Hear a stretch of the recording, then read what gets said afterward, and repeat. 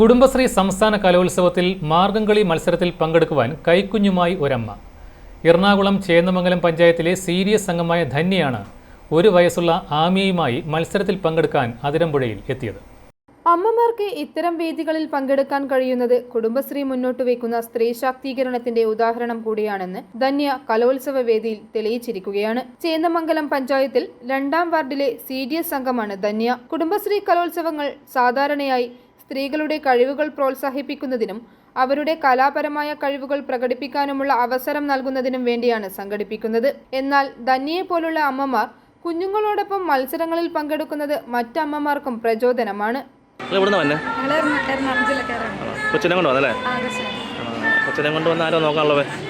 ഞാൻ തന്നെ ഉള്ളൂ. ഒറ്റയ്ക്ക് മേക്കപ്പ് ചെയ്യുമ്പോൾ ആരുടെങ്കിലും കൈ കൊടുക്കും, കളിക്കുമ്പോൾ ആരുടെങ്കിലും കൊടുക്കും. ബാക്കി ഫുൾ ടൈം എൻ്റെ കൂടെ ഉണ്ട്. പേരെന്താ? എൻ്റെ പേര് ധന്യ, കൊച്ചിൻ്റെ പേര് ആമിയ.